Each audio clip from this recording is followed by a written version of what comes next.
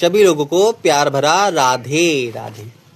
आज हम आपको इस वीडियो के माध्यम से कार्तिक मास की शुक्ल पक्ष की देवउठनी एकादशी की कथा सुनाने जा रहे हैं। तो कथा शुरू करने से पहले क्या बोलना पड़ेगा? राधे राधे।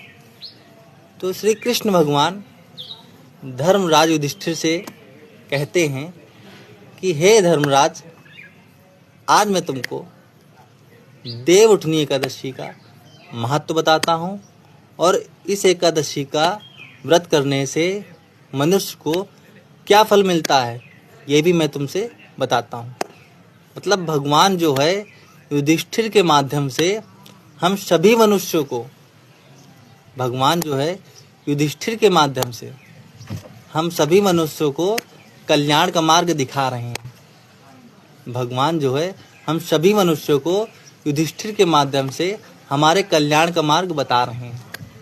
तो भगवान युधिष्ठिर जी से कहते हैं कि आज मैं तुमको कार्तिक मास की शुक्ल पक्ष की देवउठनी एकादशी के बारे में बताता हूँ।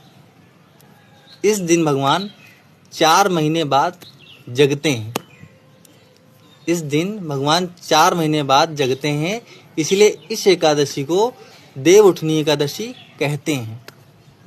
भगवान कहते हैं धर्मराज से कि इस व्रत को करने से, देवउठनी एकादशी का व्रत करने से मनुष्य के द्वारा जाने अनजाने में किए गए पाप, मतलब जाने अनजाने में की गई गलतियां भी नष्ट हो जाती हैं।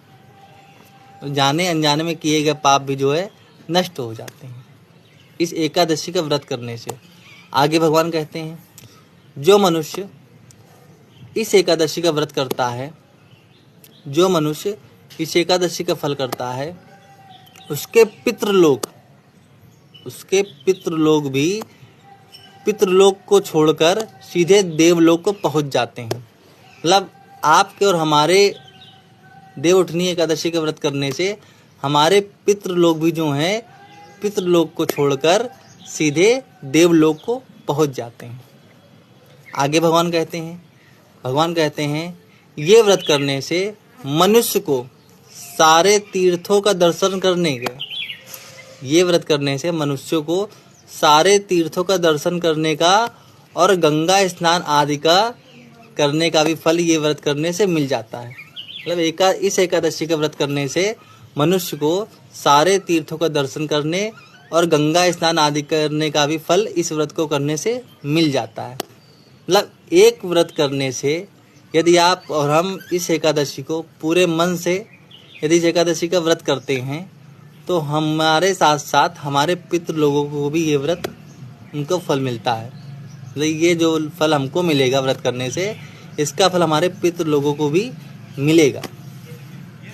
तो इसीलिए भगवान ने जो है युधिष्ठिर के माध्यम से हम सभी मनुष्यों को ये मार्ग दिखाया है कि हमको एकादशी का व्रत अवश्य करना चाहिए, जरूर करना चाहिए।